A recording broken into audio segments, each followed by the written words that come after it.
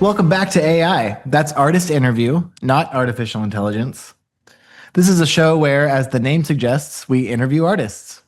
Joining us today is singer-songwriter Jem Tayle of Shelleyan Orphan and Vamberator. Jem, thank you for being here with us today. How are you? I'm good, thanks. Yeah, very good. So I have a series of questions for you. The goal of this show is to allow listeners a chance to get to know you a little bit more personally, as well as for you to share any of your work, upcoming projects, and new releases, some of which we will showcase between questions. Sound good? That's very good, yeah. Awesome. Well, let's get started. Who is Jem Tayle? Well, how do I begin? Well, I'm part of a duo, or was part of a duo called Shelleyan Orphan with Caroline Crawley. This is my musical life, by the way. I'm not going to give you the rest of my background. And we made 4 albums for Rough Trade and one at Lindian. We were around in the 80s, 90s. And then we did various side projects in between. Caroline was part of this Mortal Coil on one of the albums.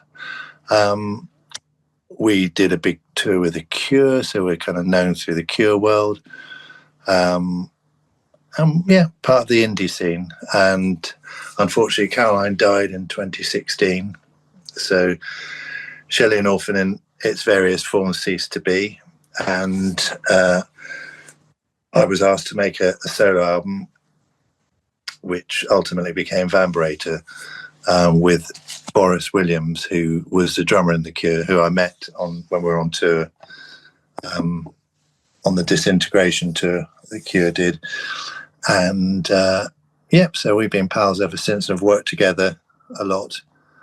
And basically I came up with a Vamberator project and Boris played drums. And so that is where we're at this present time musically. Do you have any current projects going on?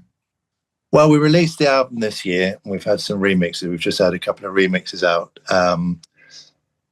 done by Roland McGinty, who was in the Wooden Tops, who were an 80s, 90s band. And he's had a lot of solo success with remixing and various other Balearic projects and things.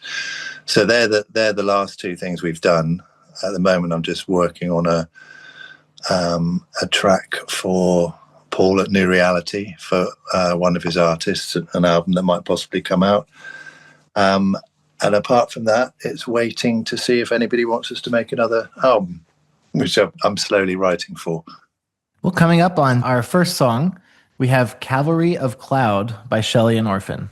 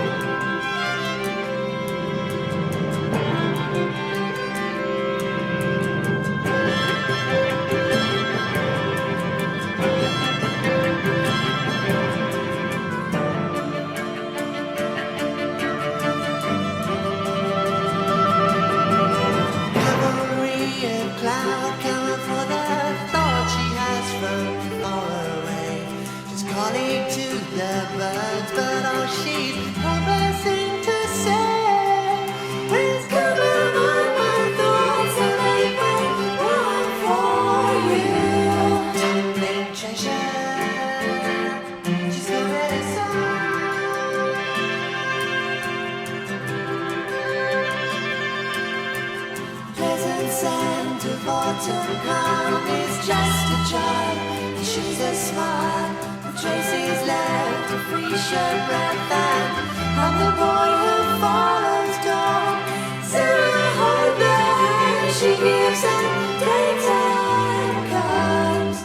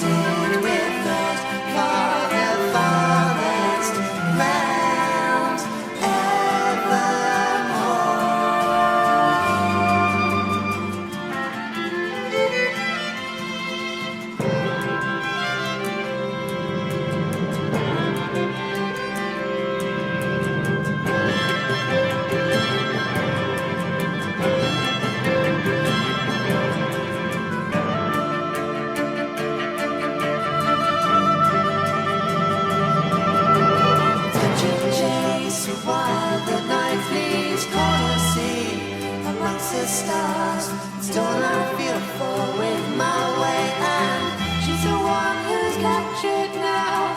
Make a kingdom of surrender, moving with delight. Don't bring treasure, she's gonna decide.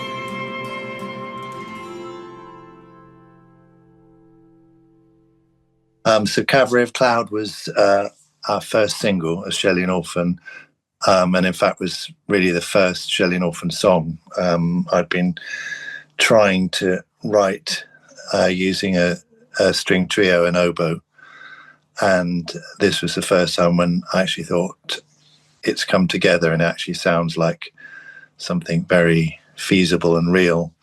And so that was the very beginning of Shelleyan Orphan using that instrumentation, and it appeared on our first album, Helleberine, which included players like Danny Thompson, who played double bass, who played with Nick Drake and John Martin, people like that, Pentangle, Stuart Elliott, who was Kate Bush's drummer, and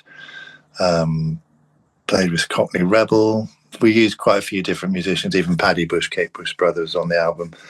And we recorded it at Abbey Road Studios, which was quite an amazing thing to do for your first album. So what is your earliest musical memory? Well, I think the earliest, I think it was probably about 1962 or 1963. And I remember shuffling around my kitchen as a little one on the potty, listening to Downtown by Petula Clark. So whenever I do hear that record, I don't know if you know that, it was quite a big hit in the 60s, quite a big swing number, big chorus. Anyway, that was, I think, my first musical memory. Also around the similar time was, I think it was the Tokyo Olympics, and they had a theme tune that went along with that called Tokyo Melody. And that was, I think that was about 63, something like that. Anyway, that was another very early musical memory. What's the first record you ever bought with your own money? I was scratching my head about that. It's definitely T-Rex, Mark Bolan and T-Rex, or possibly Tyrannosaurus Rex, because I wouldn't have been able to afford a T-Rex single at the time, because quite often you could buy second-hand records in shops, and Tyrannosaurus Rex hadn't really had massive success. So you could find, in the early days, you could find their albums. And I have a feeling I bought the very first Tyrannosaurus Rex album for 50p or something, 25p, something like that, pence, that is in English money. So I'm fairly certain it would have been that, or Ride a White Swan, perhaps, the first sort of big hit that T-Rex had. Coming up on our second song, we have Shatter by Shelleyan Orphan.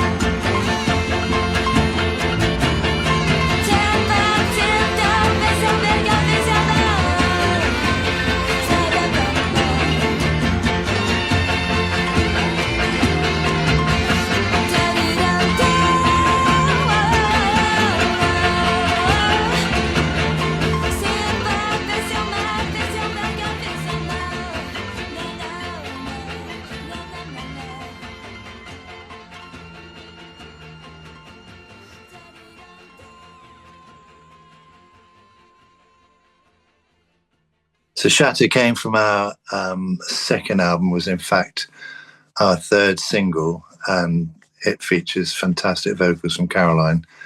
And Danny Thompson's double bass playing was incredible. And it was a point where I think we suddenly started turning into a bit more of a pop band rather than, I don't know what we would have called us at the first phase. Some people called us folk, but I think it was just an amalgamation of so many things. Because of our tastes in music, it just happened to turn out like Shelleyan Orphan. But I think Shatter was the first one that really became significant, that we weren't just a folk band, or that we were actually in the realms of pop as well. So take us through your songwriting process. Do you do lyrics, or do you get like a chord progression and then go from there? Or do you like look for an emotion or a vibe?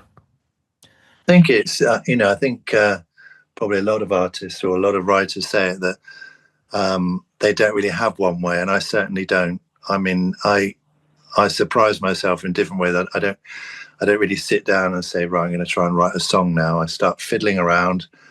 My phone is full of 10-second, 20-second, 30-second little bits and pieces, because I'll just pick up my guitar and start noodling, because I've just got to go out, and that'll end up being 10 minutes and I've come up with a nice little something or other, or it might be a keyboard or whatever. And so that will get stored away. And I've done a lot of that, because I've realized that the more things I store away, that it means I'm not going to dry up. If I actually do have to write, I can go back, and there's little bits of inspiration spread about everywhere. And it's the same with lyrics. I'll write them down in a little notebook, or I'll keep them on my phone. Sometimes I'll just plug in a keyboard at home, and the sounds just happen to be right, and before I know it, there's a little piece being composed, and it might only last a minute, but I've kind of tracked it up so quickly, and that it's got a really good feel about it that I can return to. So there isn't really one way, but a lot of my songs, a lot of things that I've done, I've really wanted to arrange, because I love arranging. And I don't read or write music, but I've found a way within myself to kind of work out how some of these things work, with strings and oboes and bassoons, and I just love the textures. So, it's a thrill to me when I actually get those down in the studio. But in terms of writing, I'm sat at home writing those parts, and once again, it's just a case of something coming through and getting it down. What is something you've learned about yourself during the process of becoming who you are as an artist? Probably that we're all creative. We've all got something to say and something to spill out. And I knew that I did. I didn't know what it would be. I knew it would take me a long time. At school, my school reports always said slow but gets there in the end, and that's kind of how I feel. But that doesn't really bother me, because as long as I get the result at the end, I don't really mind how long it takes.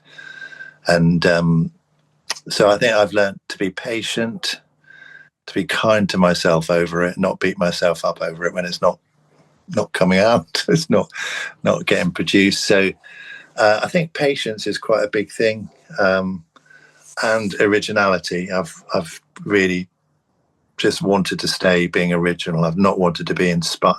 You can be inspired, but I haven't actually wanted to sound like anyone else, or particularly take somebody else's shtick and run with it.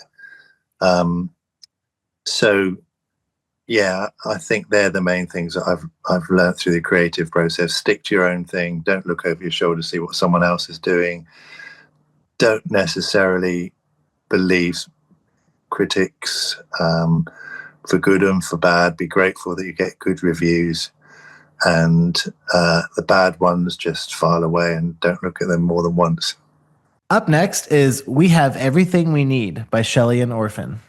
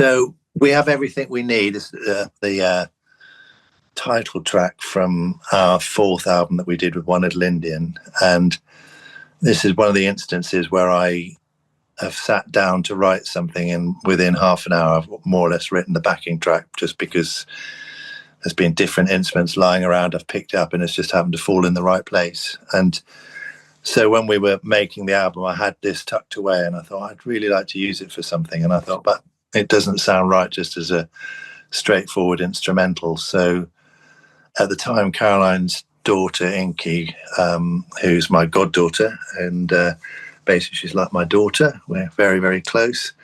We were playing one day in her living room, and the carpet was a boat, and we were loading things onto this boat, and she was coming out with these little phrases, and I just left my laptop running, and these little phrases came out, and one of them was, "We have everything we need," and that's how we got the title of the album. And so it's a very, very special track to me, because I can remember what we were doing and at the time and how it felt.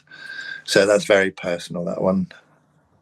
Okay, this one is going to be hard, but what are your top 4 albums? Okay. So I don't even know where to begin with this question, but I've written down 20, so I'm just going to put a pencil down and choose one.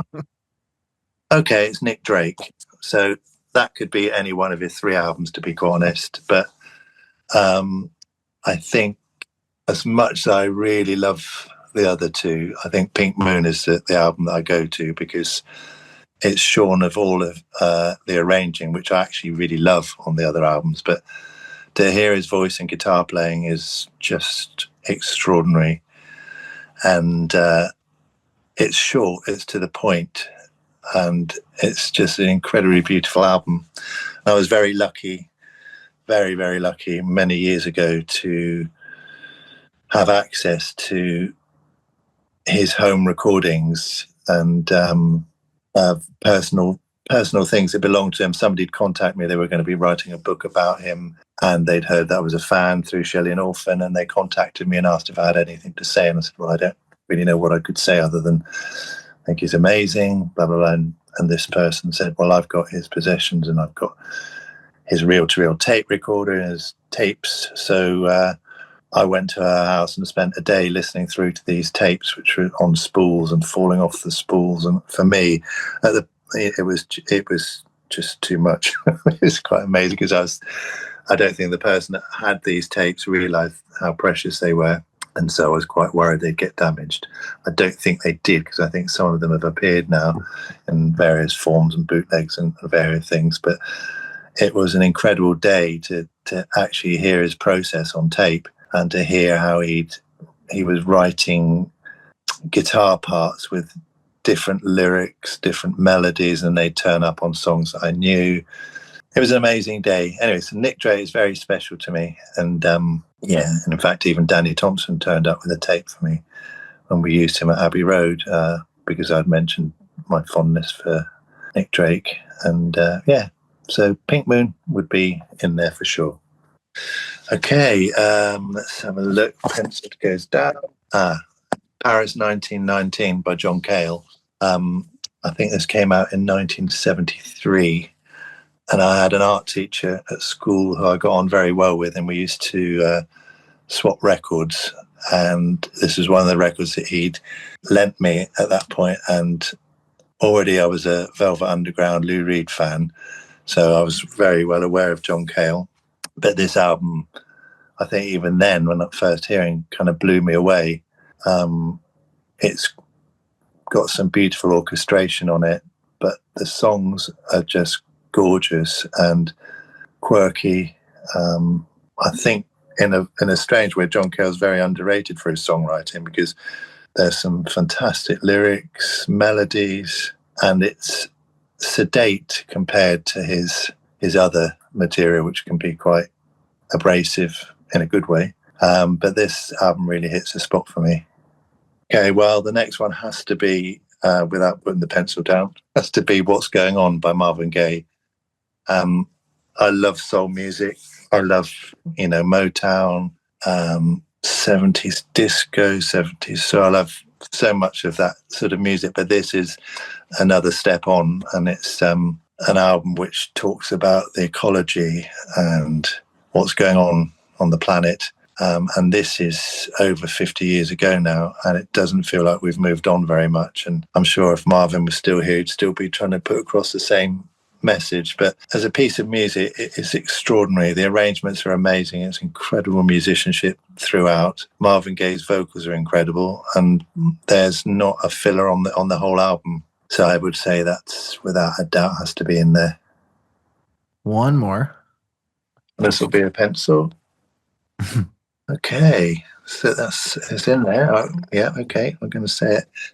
Isao Tomita, Snowflakes Are Dancing, which he was a Japanese composer born in the last century, and he composed on Moog and created a lot of amazing soundscapes.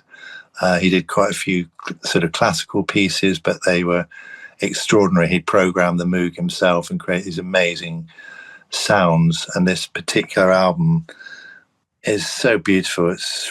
I don't really know how to describe it. It's like ice skating, which I can't do very well. Ice skating in space is probably how I would put it. Yeah, mind-blowing. It's hard to describe, but it's instrumental and it's beautiful. Ice skating in space sounds awesome. Yeah. Yeah. Well, if we give it a listen, because it's you'll probably see what I mean. There's something very the universe with stars and planets. Okay, so this is even worse, but out of those four, which one? Oh, I think it'll have to be What's Going On. I think because it just needs, the message goes on and on and on. Maybe when we've reached a point where we don't need that message, I can change to another album. But right now, I think we need the message of what's going on. Do you have any favorite films or TV series? Well, that's another one, isn't it? How the hell do you... I think you've got to go through all the films you've ever watched or the ones you've watched more than I like black and white films, old films, something with a bit of heart in it, a bit of humor in it. And the one I chose particularly for this is Harvey with James Stewart. I'm not sure if you know that. It's about a 6'3.5" white rabbit. And basically the premise of the film is that James Stewart sees this rabbit and goes everywhere with it, goes to the bar with it, has drinks with it, walks home with it, or it walks him home. And his sisters that he lives with believes he's crazy and basically tried to get him sort of sectioned, committed to a sanatorium. And he's such a placid guy. He's like, wants to comply with them, but doesn't quite understand why they don't like Harvey. It's very funny, it's very sweet, it's very poignant. So I think it'd be Harvey. In terms of series, I mean, I was trying to think, what would I kind of like to, I mean, because of Netflix and things like that, there's so much available.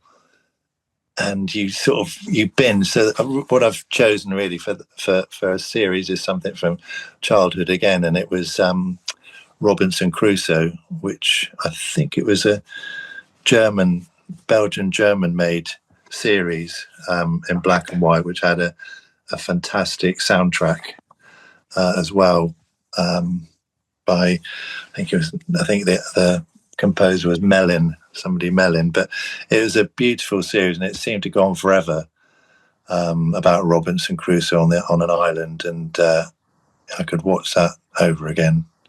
Coming up next, we have Theme by Shelleyan Orphan.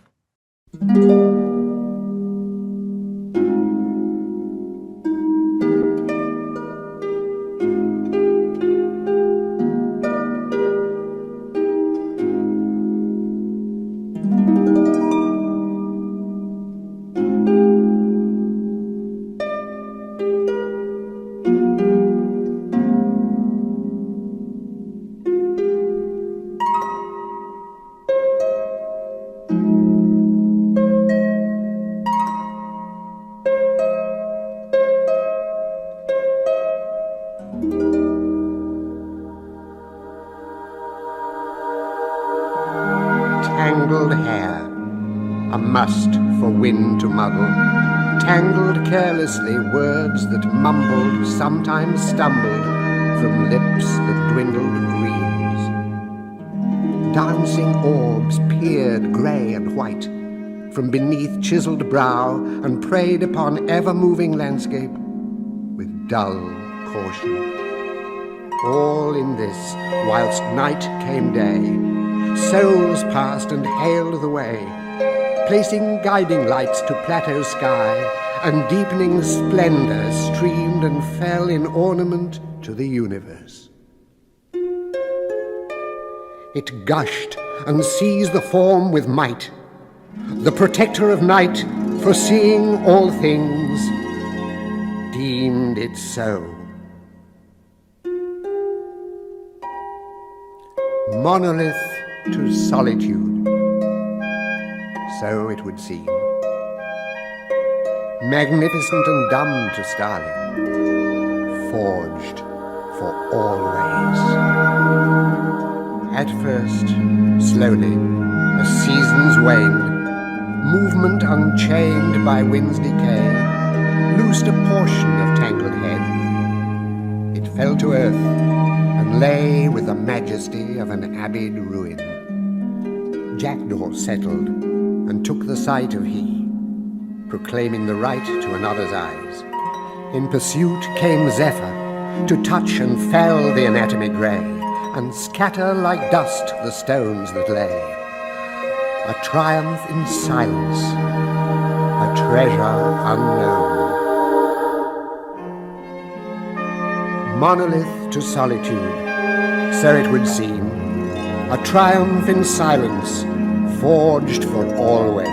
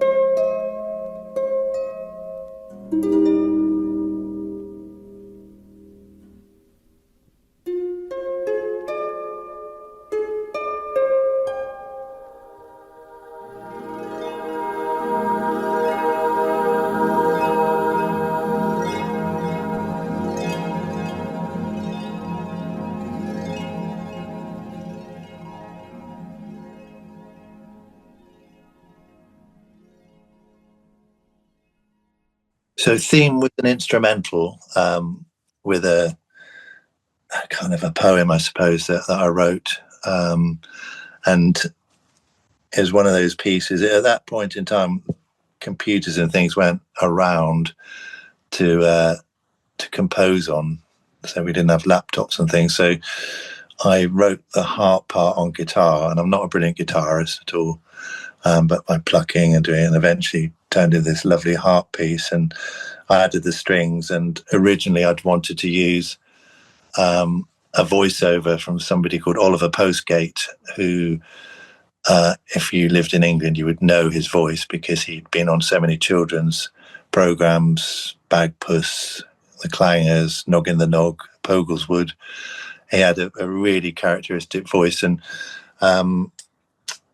anyway, I'd wanted to use him, so I wrote to him, and he said, "Send me what you've got." So I sent it to him, and he said, "Oh no, I'm sorry, I don't want to do it." I thought, "Oh no!" So I was deflated. So I sent him another letter, and "Please have another listen." And he made it clear again that he didn't want to do it. He'd left his address on the letter. It was a headed letter, so I went to his house, which is not like me to be that pushy, I have to say. Now I went to his house. He was tinkering with his car. When he saw me, he went, just exploded. "Oh, fucking hell, I told you I didn't want to do it." Anyway, he said, you better come in for a cup of tea. I spent the whole day there instead, and we had lunch and supper talking about his life, because it's quite amazing with all these puppets and things that he'd been involved with. Fantastic day, but he still didn't do it. So I thought to myself, who can I use instead? And I remembered a T-Rex film and a series that I loved as a kid. All these things to be related to my childhood, but there was a series called Catweasel, and that the character was played by somebody called Jeffrey Baildon, who also happened to appear in a T-Rex film called Born to Boogie. And in that film, he actually reads out a poem that Mark Bolan has written. So I thought, well, that's the perfect voice. So contacted him, and he did it, and he was fantastic. He was a lovely, lovely guy and did a great job. Do you have any advice for either a younger you or younger artists trying to discover themselves and experience success?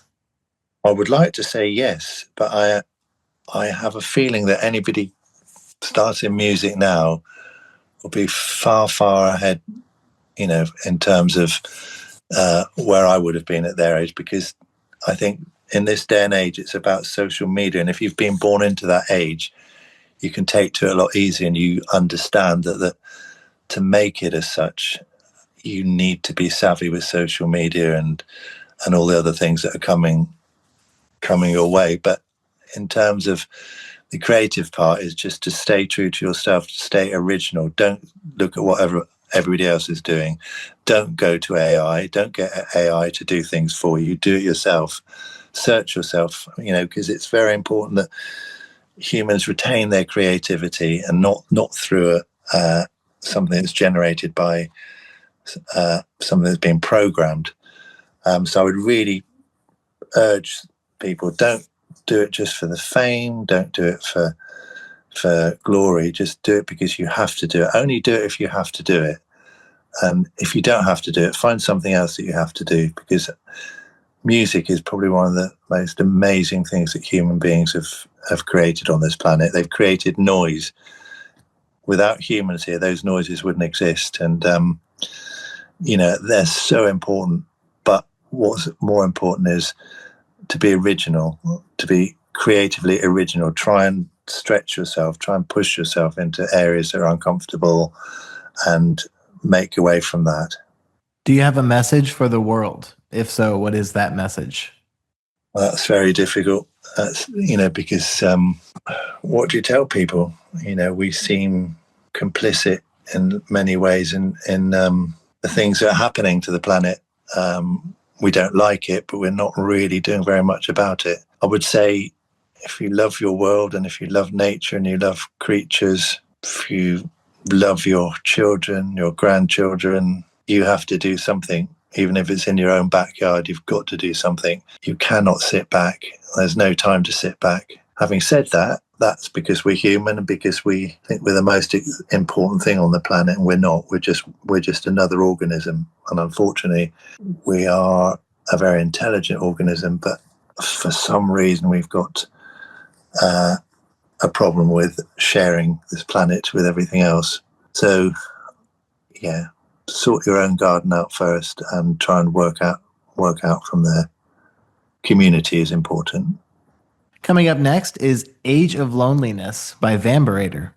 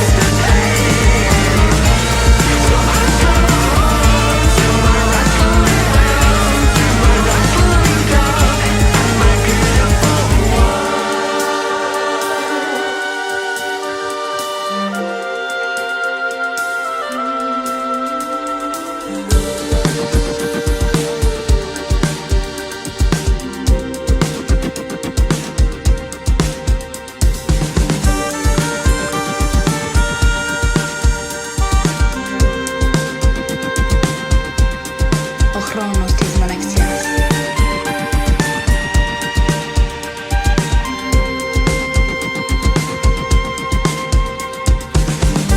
Ο χρόνος της μοναξιάς.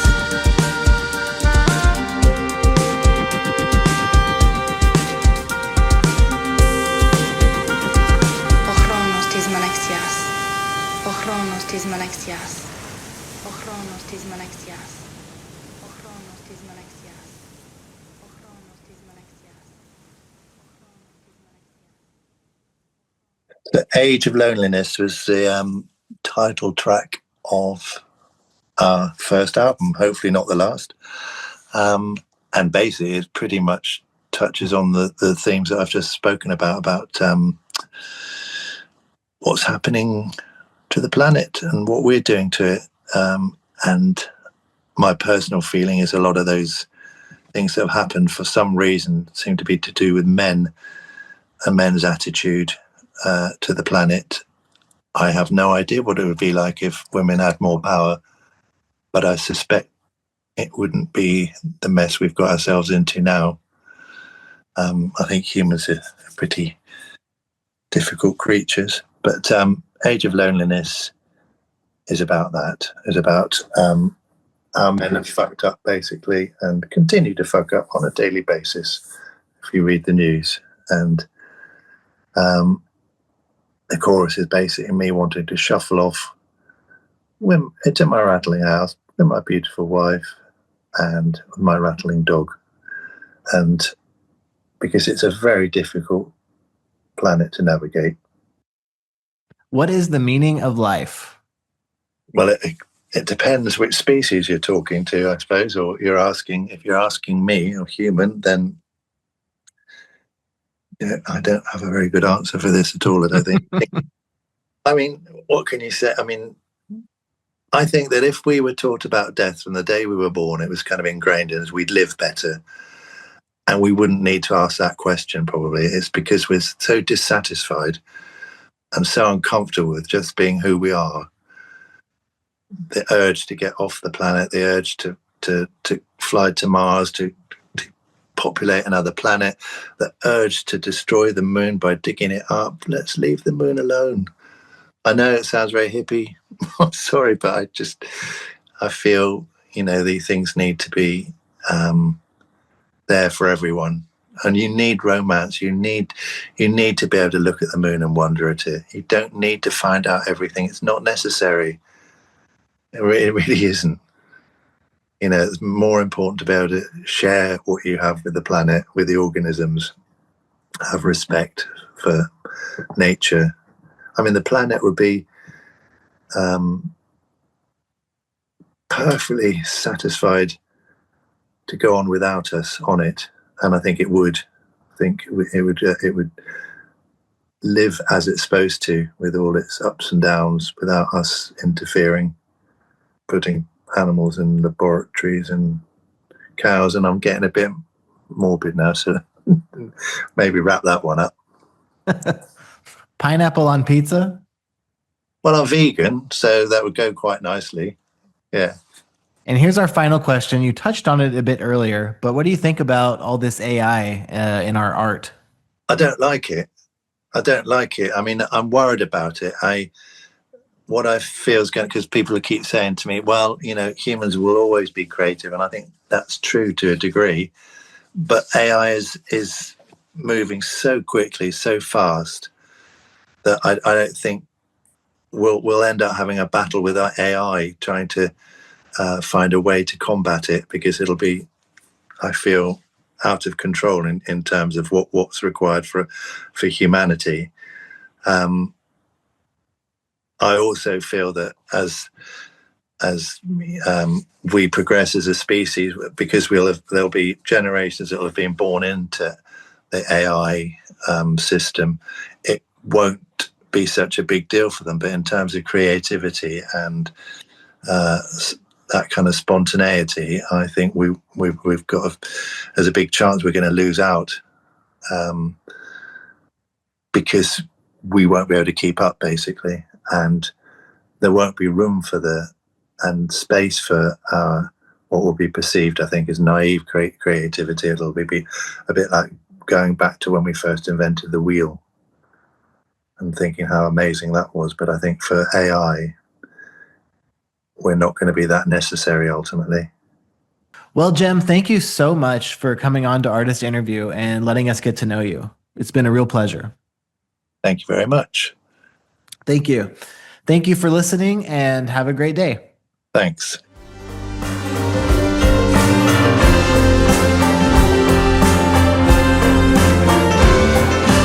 I'm like a dog chasing trains every day. I'm never sure what to do when they get away. She flung her arms around my neck like a rubber wing to rescue me. She said, sleep the child of sleeps, and in a little while, sleep the child of sleeps, and I will come to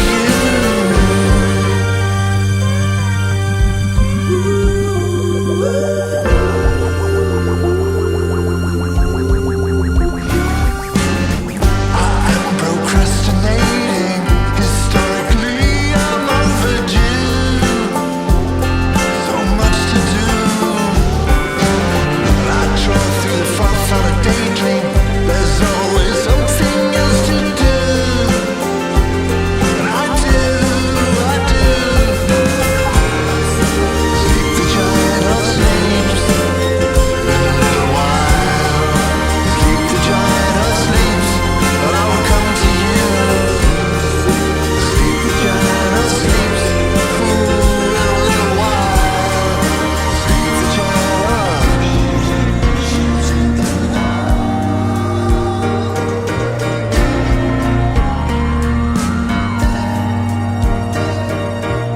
I've been living in rooms, ghosts of dead people around.